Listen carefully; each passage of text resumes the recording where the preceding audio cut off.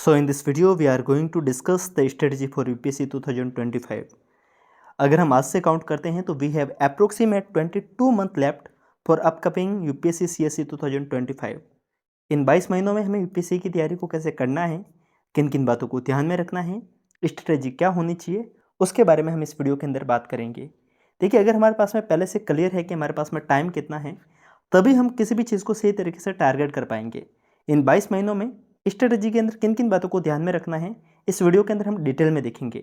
अगर आप 2025 को टारगेट कर रहे हैं या फिर 26 को टारगेट कर रहे हैं, तो दोनों टाइप के एस्पिरेंट इस वीडियो को देख सकते हैं. आपको डेफिनेटली कुछ ना कुछ नया सीखने को मिलेगा. सो हेलो एवरीवन, नमस्ते India and wonderful welcome to civil aspirant. I hope आप सभी लोग काफ़ी बेहतरीन होंगे. My name is Mukesh Pukhraj and चलते हैं वीडियो को शुरू करते हैं. देखिए, सबसे पहले हम एग्जाम के पैटर्न को समझेंगे. ये उन एस्पिरेंट के लिए जिन्हें यूपीएससी के बारे में बिल्कुल नहीं पता है. अगर आपको पता है तो आप इस पोर्शन को स्किप कर सकते हैं और आप आगे बढ़ सकते हैं. देखिए, यूपीएससी में हमारे पास में 3 मेन एग्जाम होते हैं, जिसके अंदर पहला होता है हमारे पास में प्रीलिम्स, सेकंड होता है मेंस और थर्ड होता है इंटरव्यू. अगर हम बात करते हैं प्रीलिम्स में, तो प्रीलिम्स में हमारे पास में 2 पेपर होते हैं, सीसैट एंड जीएस. सीसैट हमें क्वालिफाई करना रहता है और जीएस हमें पास करना रहता है, जिससे कट ऑफ डिसाइड होती है और उसके बाद में हम मेंस लिख पाते हैं. मेंस में हमारे पास में टोटल 9 पेपर होते हैं, जिसके अंदर 4 जीएस के पेपर होते हैं, 1 ऐसे का पेपर होगा, 2 ऑप्शनल के पेपर होंगे और 2 लैंग्वेज के पेपर होंगे.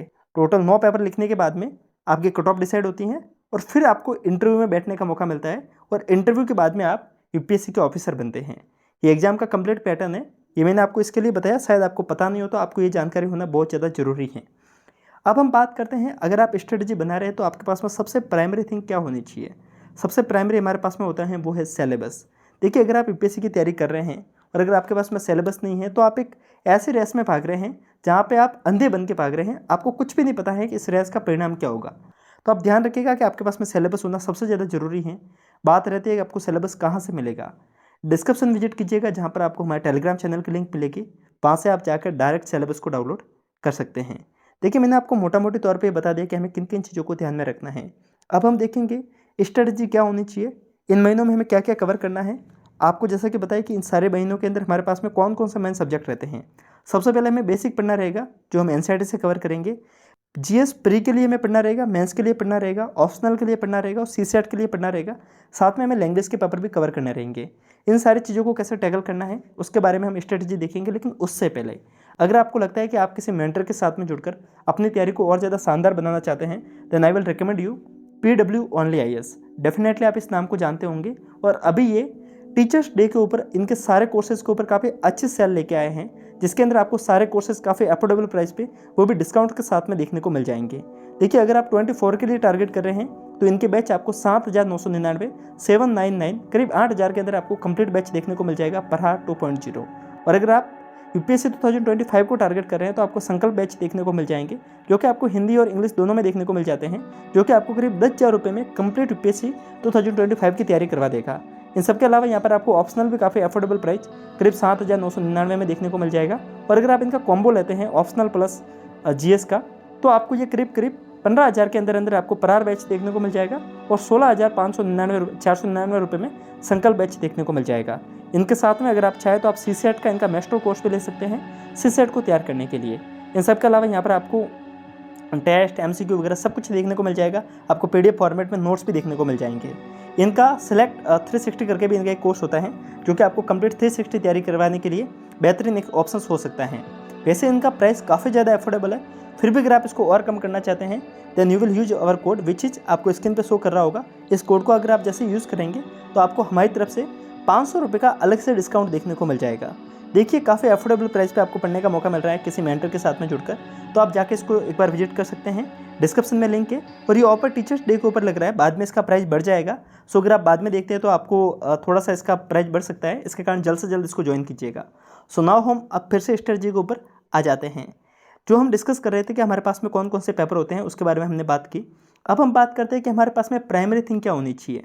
जैसे कि मैंने आपको सिलेबस बताया, सिलेबस के बाद में आपके पास में एक चीज़ होनी चाहिए, वो है गलतियाँ क्या क्या नहीं करनी है.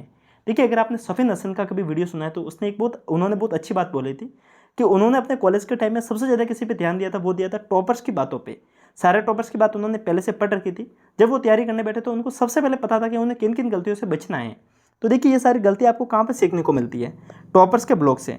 देखिए टॉपर्स के ब्लॉग क्या होते हैं कि जैसे कि आप किसी टॉपर्स का वीडियो सुनते हैं, किसी कोचिंग इंस्टीट्यूट के प्लेटफॉर्म पे खड़ा रह के वो बोल रहा है, तो मैक्सिमम टाइम उसके पास में कुछ एक लिमिटेशन होती है, वो सभी प्लेटफॉर्म को एक कोचिंग के प्लेटफॉर्म पे नहीं बोल सकता, तो वो अपनी सारी बातों को ब्लॉग बना के लिख के दे देता है। तो जिस जिस बच्चे को सीरियसली पढ़ना होता है वो ब्लॉग से पढ़कर रिसोर्सेज को देख लेता है, उन गलतियों को देख लेता है, उन सारी बातों को समझ लेता है जो उसने की हैं, तो वो आपको सारी जानकारी मिलती है टॉपर्स के ब्लॉग से।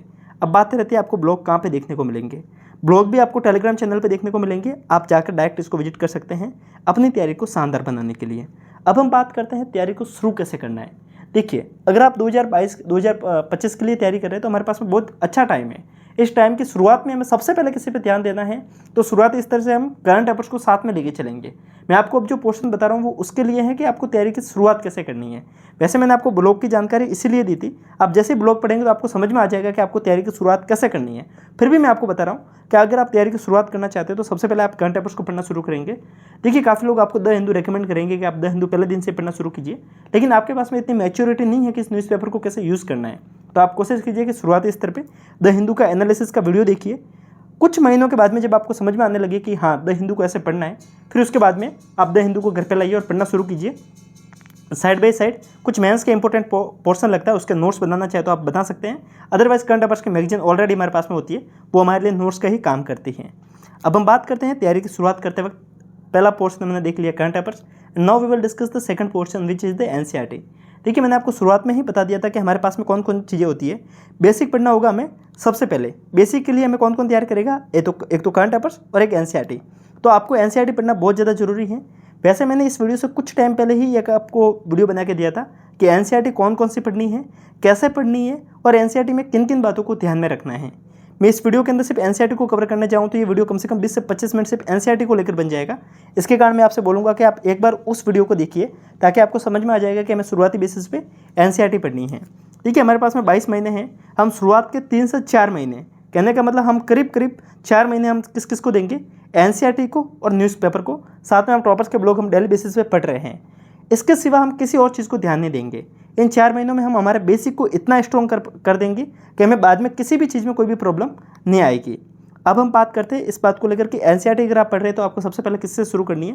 वैसे उस वीडियो में भी मैंने आपको बताया था, मैं फिर से बताता हूँ। अगर आप एनसीईआरटी शुरू कर रहे हैं तो सबसे बेस्ट पोर्शन होता है हमारे पास में हिस्ट्री या फिर पॉलिटी। ऐसा इसके कारण क्योंकि ये दोनों सब्जेक्ट ह्यूमैनिटी के हैं और सबसे इंटरेस्टिंग सब्जेक्ट है। अगर आप इकोनॉमी या फिर ज्योग्राफी से शुरू करेंगे तो आप बोर हो जाएंगे। इसके कारण कोशिश कीजिए इंटरेस्टिंग सब्जेक्ट से पढ़ना, ताकि आप इस जर्नी के अंदर खुलकर जी पाएंगे, खुलकर इसको एंजॉय कर पाएंगे। अब बात रहती है क्या नोट्स बनाने जरूरी हैं इस तैयारी के दौरान। जैसे कि हम 4 महीने एनसीईआरटी पढ़ेंगे तो क्या उन एनसीईआरटी के नोट्स बनाने जरूरी हैं या नहीं है। देखिए आपको एक बात समझनी होगी कि हमारे पास में 22 महीने हैं, हम अभी के दौर में एनसीईआरटी पढ़ रहे हैं, लेकिन हम 4 महीने के बाद में स्टैंडर्ड बुक पढ़ेंगे। उसके काफ़ी टाइम के बाद में हम सारी चीज़ों को एनसीईआरटी जो हमने शुरुआत में पढ़ी थी वो हम भूल जाएंगे। तो क्या हम बार बार एनसीईआरटी को पढ़ते रहेंगे? नहीं, हम कोशिश करेंगे कि शुरुआती बेसिस पे ही हम एनसीईआरटी के शॉर्ट नोट्स बना लेंगे। जब भी हमें लगता है कि उसको रिवाइज करना है तो हम जल्दी से रिवाइज कर पाएंगे। इस बात का ध्यान रखेंगे कि आप कॉपी पेस्ट मत करना है। ऐसा नहीं कि नोट्स बनाने के लिए आप दूसरी बुक लिख दें। नोट्स का मतलब होता है कि आप 100 पेज के कम से कम 8 से 10 पेज के अंदर कंप्लीट नोट्स बना लें। वो कैसे बनाने होते हैं उसको लेकर एक अलग वीडियो बना के मैं आपको दे दूंगा नोट्स बनाने को लेकर, ताकि आपको समझ में आ जाएगा कि नोट्स बनाते वक्त किन किन बातों को ध्यान में रखना होता है। अब हम बात करते हैं, हमने 4 महीने एक बेसिक को पढ़ा, हमने नोट्स भी बनाए। अब हमें टाइम रहता है कि हमें किस बात को सबसे पहले ध्यान में रखना है। जो हमारे मेंस के लिए सबसे ज़्यादा इंपॉर्टेंट पोर्शन रहता है वो है ऑप्शनल। देखिए काफ़ी एस्पिरेंट क्या करते हैं कि जैसे तैयारी शुरू करने के लिए कोशिश करते हैं, मैक्सिमम बच्चों की सबसे बड़ी गलती होती है पहले दिन ही जाकर लक्ष्मीकांत उठा के लेके आ जाएंगे या फिर स्पेक्ट्रम उठा के लेके आ जाएंगे, क्योंकि ये कॉमन बुक लिस्ट में शामिल होती हैं।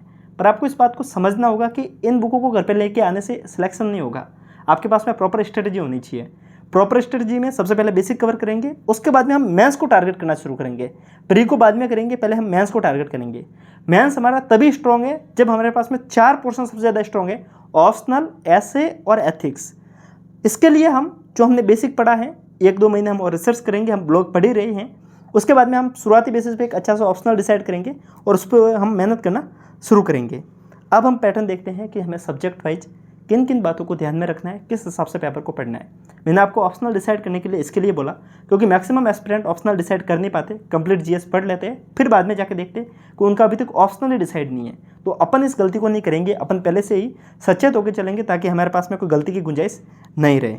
अब हम बात करते हैं कि हमें सब्जेक्ट वाइज किन किन बातों को ध्यान में रखना है, किस किस पेपर को पढ़ना है। देखिए अगर आप एनसीईआरटी पढ़ चुके हैं, आपको बेसिक पता चल गया है। अगर आप स्टैंडर्ड बुक को पढ़ना चाहते हैं तो आप सबसे पहले किससे शुरू करेंगे?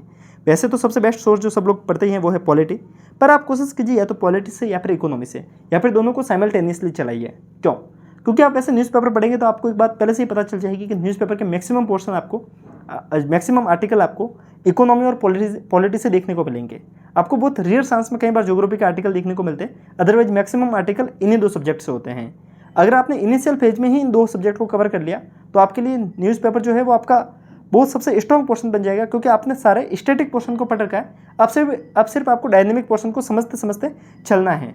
तो इस बात के लिए सबसे पहले आपके पास में दो पेपर कवर होने चाहिए, जो कि हैं पॉलिटी और इकोनॉमी। दो सब्जेक्ट आपके कवर होने चाहिए। हम शुरुआत के 3 महीने सिर्फ इन दो सब्जेक्ट को देंगे, क्योंकि ये दो सब्जेक्ट कम से कम 3 महीने का वक्त मांगेगा। अगर आप डेली बेसिस पे कम से कम 8 से 9 घंटे की स्टडी कर रहे हैं तब जाकर ही आप इन दो सब्जेक्ट को खत्म कर पाएंगे। और इस बात को ध्यान रखिएगा कि आप डेली बेसिस पे न्यूज़पेपर अभी भी पढ़ रहे हैं। हम तैयारी के करीब 5 महीने बिता चुके हैं और 5 महीने के बाद में हम इन सारी चीज़ों को करने वाले हैं। अभी जब हम 3 महीने को बिता लेंगे, 2 सब्जेक्ट को पढ़ लेंगे, उसके बाद में हम डिसाइड करेंगे ज्योग्राफी को। ज्योग्राफी के साथ में हम आईआर को भी पढ़ेंगे और डिजास्टर मैनेजमेंट को भी पढ़ेंगे।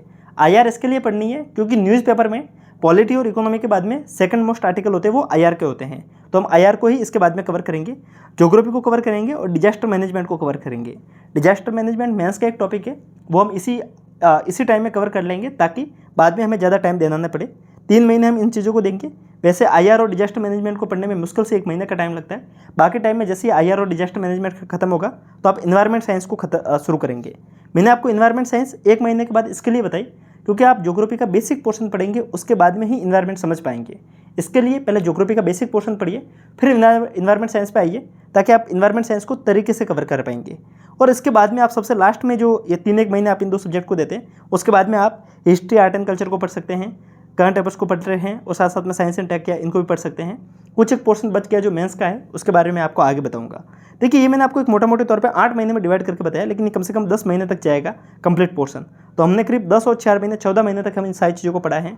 इसके साथ में मैं आपको यहीं पर कुछ एक जो बेसिक गलतियाँ होती है जो एस्पिरेंट की होती है उसके बारे में बता दूँ कि हम जब भी यूपीएससी की तैयारी करते हैं तो आप किसी भी टॉपर्स का वीडियो देखना, टॉपर्स के ब्लॉग भी पढ़ना, मैक्सिमम लोग आपको इकोनॉमी, पॉलिटी, हिस्ट्री के बारे में जानकारी देंगे। इन्वायरमेंट साइंस के बारे में कोई भी स्पेशली जानकारी नहीं देता है। देखिए, इस बात को आपको समझना होगा कि अगर आप प्रीलिम्स नहीं निकालेंगे तो आप मेंस नहीं लिख पाएंगे। और प्रीलिम्स में करीब 25 से क्वेश्चन आपको सिर्फ इन्वायरमेंट साइंस से देखने को मिलते हैं। कहने का मतलब ये पोर्शन बहुत ज़्यादा इंपॉर्टेंट है, तो आप इस पोर्शन को हल्के में नहीं ले सकते। तो इन्वायरमेंट साइंस को हम काफ़ी तरीके से पढ़ेंगे। इस सब्जेक्ट को पढ़ने के लिए आपको सबसे ज़्यादा नीड होगी करंट अफेयर्स की। तो इस बात को आप ध्यान रखेंगे कि इस पोर्शन के आप करंट अफेयर्स के साथ साथ में नोट्स बनाते जाएंगे। ये स्लाइड इसके कारण मैंने शामिल की कि अगर किसी ने इस बार 2023 का प्रीलिम्स का पेपर देखा है तो उसको पता है कि प्रीलिम्स में इन्वायरमेंट साइंस कितना बड़ा रोल अदा कर रहा है और किस लेवल का साइंस इन्वायरमेंट साइंस अपने क्वेश्चंस दे रहा है। तो इसके कारण हम इसको और साथ में साइंस एंड टेक, इन दोनों को हल्के में नहीं लेंगे। ये दो एकमात्र ऐसे पोर्शन है जिसके लिए हमारे पास में कोई भी स्टैटिक सोर्स होता नहीं है, कोई भी ऐसा ऑथेंटिक सोर्स नहीं है जहाँ से इन दो सब्जेक्ट को कम्प्लीटली पढ़ा जा सकता है। इन दोनों के लिए हमेशा एक ही चीज़ रिकमेंड होती है, वो होती है करंट अफेयर्स या फिर कोई भी डायनेमिक पोर्शन। तो इसके लिए हम डे बाई डे जो भी हम पढ़ रहे हैं इन दो सब्जेक्ट को साथ साथ में टैकल करते हुए चलेंगे। अगर हम डेली बेसिस पे दोनों सब्जेक्ट को करीब 15 से 20 मिनट दे रहे हैं तो आपको बाद में इन दो सब्जेक्ट के लिए एक्स्ट्रा एफर्ट करने की जरूरत नहीं रहेगी। देखिए, कोई भी बंदा जब स्ट्रेटेजी बताता है तो इन सारी छोटी छोटी जानकारी को इंक्लूड नहीं करता है। अगर मैं आपको इन छोटी छोटी जानकारी को बता रहा हूँ तो कोई ना कोई वजह होगी। अगर आपको लगता है कि मैं जिस टाइप के आपके लिए ये सर्विस फ्री ऑफ कॉस्ट आपको प्रोवाइड कर रहा हूँ, अगर आपको लगता है कि आपको सच में इससे हेल्प हो रही है तो एक बार आप लाइक और कमेंट करके बताइए, क्योंकि काफ़ी मेहनत लगती है इन सारी स्लाइड को वगैरह बनाने में। आप जिस हिसाब से अभी आप काम को देख रहे हैं, जिस हिसाब से आप स्लाइड का लेवल देख रहे हैं, आपको समझ में आ रहा होगा कि इन सारी चीज़ों को करने में काफ़ी टाइम लगता है। अगर आपको लगता है कि इससे आपको हेल्प हो रही है तो एक कमेंट करके आप बता सकते हैं। सो नाउ मैंने आपको बता दिया था कि जो ऑप्शनल है, एथिक्स है और जो ऐसे है वो मेंस का की पॉइंट है। इसको हम ढंग से पढ़ेंगे और ये पढ़ना हम कब शुरू करेंगे? जब हमारा जीएस एक लिमिट तक पढ़ जाते हैं, एक जीएस को हम थोड़ा बहुत कवर कर लेते हैं, उसके बाद में हम 3 पोर्शन को करना शुरू करेंगे।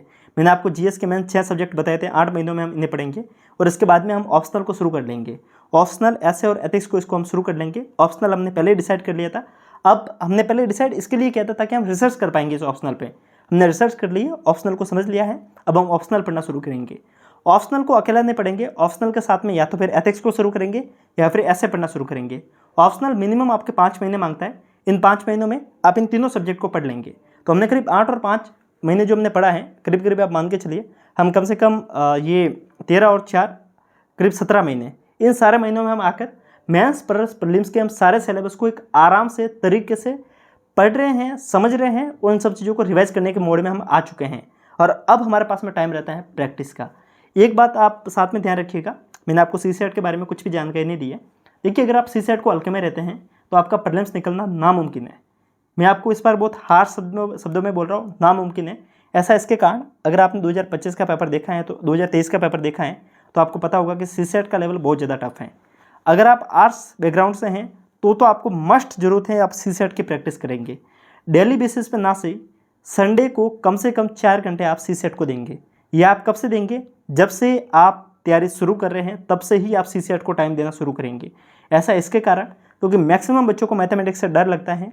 अगर हमें किसी से डर लगता है तो उसको हमें टाइम देने की ज़रूरत है और अगर हम उस चीज़ को हम रेगुलर बेसिस पे करेंगे तभी हमारा वो डर खत्म हो पाएगा।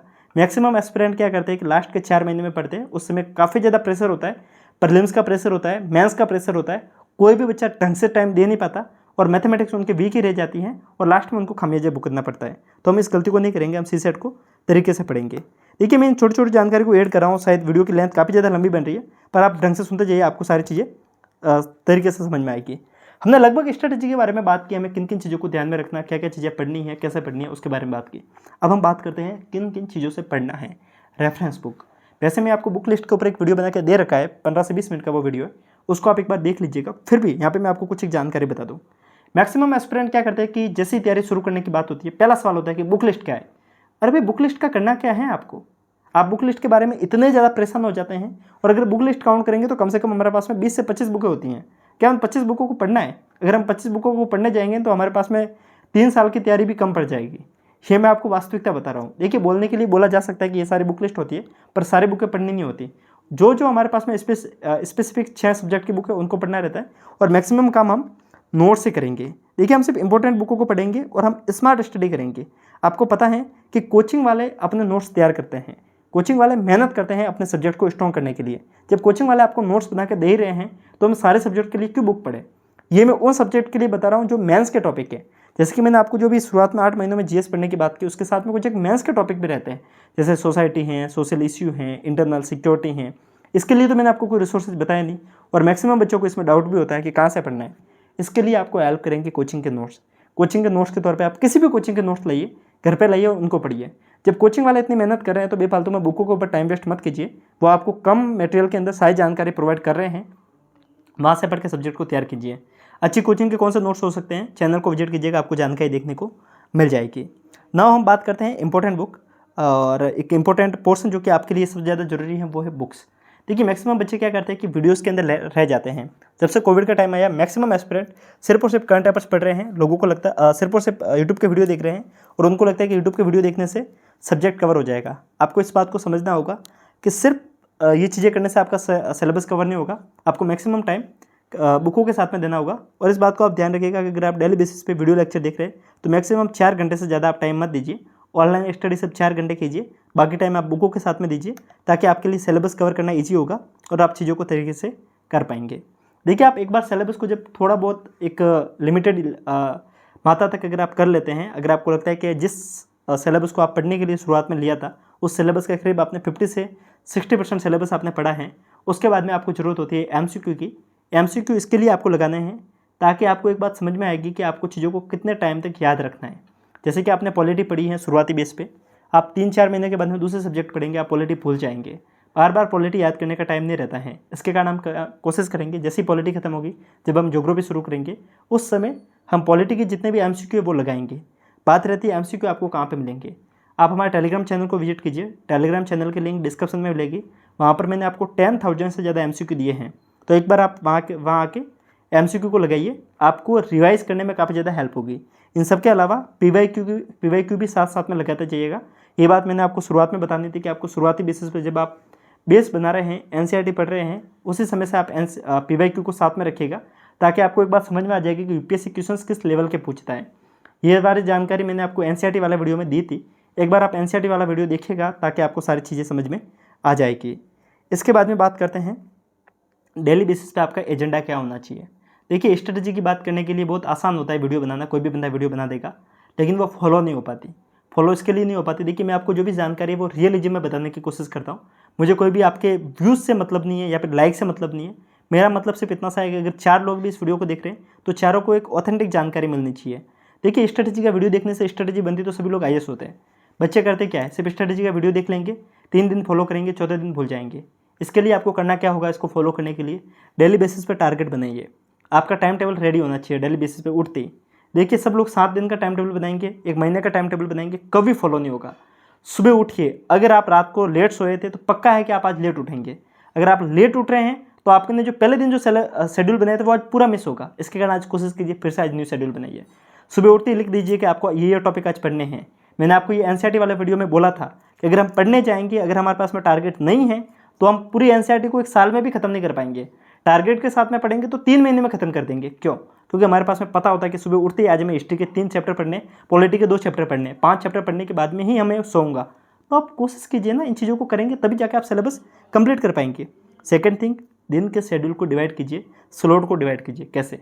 काफ़ी लोग पढ़ते हैं कि मैं 2 घंटे ये पढ़ूंगा, 3 घंटे ये पढ़ूंगा। ऐसा मत कीजिए। आप डिवाइड कीजिए कि सुबह का जो शेड्यूल होता है, सुबह मतलब अगर 6 बजे उठ रहे हैं तो 6 से 12 का जो मॉर्निंग का शेड्यूल होता है, इस टाइम में मैं GS को पढ़ूंगा। उसके बाद में 2 घंटे का रेस्ट लूँगा। इवनिंग के टाइम में मैं ऑप्शनल को पढ़ूंगा, या फिर मैं शाम के टाइम में जब रात में सोने का टाइम होता है तब मैं प्रैक्टिस करूँगा। इस हिसाब से डिवाइड कर सकते हैं। या फिर ऐसे डिवाइड कर सकते हैं, सुबह के टाइम में मैं पॉलिटी को पढ़ूंगा, दोपहर के टाइम में मैं इकोनॉमी को पढ़ूंगा, शाम के टाइम में दोनों को रिवाइज करूँगा। ये क्या शेड्यूल हो सकता है? आप एक बार मैं सिलेबस को टाइम टेबल को लेकर एक वीडियो बनाकर मैं आपको दूंगा। आप कोशिश कीजिए। देखिए, मेरे पास में टॉपिक नहीं है वीडियो बनाने के लिए, क्योंकि मैं सोचता हूँ कि कौन कौन से डाउट हो सकते हैं वो मेरे सोच से परे हैं। आप कोशिश कीजिए, जो भी आपका डाउट है कमेंट कीजिए, मैं कोशिश करूँगा उस पर वीडियो बनाने की। मिलजुल कर काम करेंगे, तैयारी आपकी भी शानदार होगी, चीज़ें हमारी भी बेहतरीन होगी। तो ऐसे काम करेंगे, टाइम को डिवाइड करेंगे। सेकंड थिंग, टाइम टेबल बनाना ईजी होता है। एक और चीज़ जो कि आपको यहीं पे लिखी हुई, इसको फॉलो कीजिएगा। टाइम टेबल इतना ईजी बनाइए कि कोई भी व्यक्ति इसको फॉलो करे, और उस टाइम टेबल को हार्डली फॉलो कीजिए। मतलब ऐसा मत बनाइए कि सुबह 5 बजे उठ के मैं पढ़ूंगा। अरे भाई, आप कभी नहीं उठे तो आप कैसे पढ़ के उठ पाओगे? टाइम बनाइए, अगर आपको 9 बजे उठना है 9 बजे उठूंगा, पर मैं रोजाना 9 बजे उठकर इतने बजकर इतने टाइम पर यह पढ़ना शुरू करूँगा। तो उसको कहते हैं कि इजीली टाइम टेबल बनाइए और रिग्रेसली उसको फॉलो कीजिए। इस बात को ध्यान रखिएगा और डेली बेसिस पे अपना एनालिसिस करते रहिएगा कि आपको किन किन चीज़ों की जरूरत है, किन किन चीज़ों में कमी आ रही है। उस बात को आप ध्यान रखेंगे, ताकि तभी जाकर आप सारे सिलेबस को खत्म कर पाएंगे, तभी जाकर आप सारी चीज़ों को यूटिलाइज कर पाएंगे, समझ पाएंगे और चीज़ों को आप सही टाइम पर खत्म कर पाएंगे। देखिए, ये वीडियो काफ़ी लंबा बना है। मुझे नहीं पता कि कितने बच्चे अभी 22 मिनट से ज़्यादा टाइम तक मेरे साथ में बैठे हैं, 22 मिनट से ज़्यादा टाइम तक इस बात को सुन रहे हैं। देखिए, अगर आपको लगता है कि इस टाइप की वीडियो से आपकी हेल्प हो रही है तो आप एक छोटे से कमेंट कर सकते हैं। इन सब के अलावा मैंने आपको टेलीग्राम के बारे में जानकारी दी। मैं आपको टेलीग्राम को इसके कारण एम्फेसाइज कर रहा हूँ क्योंकि टेलीग्राम पे मैंने आपको वो सारे रिसोर्सेज दिए हैं जहाँ से आप फ्री ऑफ कॉस्ट UPSC की तैयारी कर सकते हैं। तो आप वहाँ आइए, चीज़ों को समझिए, पढ़ना शुरू कीजिए। इन सब के अलावा अगर आपको लगता है कि आपको कोई पर्सनल डाउट है, आप मेरे साथ में जुड़कर उन डाउट को सॉल्व कर सकते हैं। Than you will get the number, WhatsApp number in description box. आप उन नंबर पर आइए, व्हाट्सअप नंबर के माध्यम से आप मेरे से डायरेक्ट जुड़िए और आपको जो भी डाउट है आप मेरे से पूछ सकते हैं। आपका अगर वैलिड क्वेश्चन है then you will definitely get an valid answer. और क्वेश्चंस आप वैलिड ही कीजिएगा, बकवास क्वेश्चंस मत कीजिएगा। जो क्वेश्चंस आपको इंटरनेट पे मिल जाते हैं वो क्वेश्चंस मत कीजिए, क्योंकि इतना टाइम नहीं रहता है। आप अपना भी टाइम वेस्ट मत कीजिएगा और मेरा भी मत कीजिएगा। जेन्युइन क्वेश्चंस पूछिए, आपको जेन्युइनली जवाब देखने को मिल जाएगा। कमेंट सेक्शन में नंबर देखने को मिल जाएंगे। इन सब के अलावा मैंने आपको बता दिया टेलीग्राम के बारे में। आप अगर मेरे से पर्सनली जुड़ना चाहते हैं, काफ़ी लोग सोच रहे हैं कि वीडियो के पीछे किसकी वॉइस है, अगर आप मेरे से जुड़ना चाहते हैं तो आप आ सकते हैं इंस्टाग्राम के ऊपर। इंस्टाग्राम की लिंक भी नीचे देखने को मिल जाएगी। और ऐसे ही बेहतरीन वीडियो के लिए आप हमें सब्सक्राइब कर सकते हैं। सो मिलते हैं, तब तक के लिए हंसते रहिए, मुस्कुराते रहिए, साथ साथ में पढ़ते भी रहिए। किसी और दिन, किसी और रोज़, किसी और टॉपिक के साथ में फिर मिलेंगे। तब तक के लिए जय हिंद।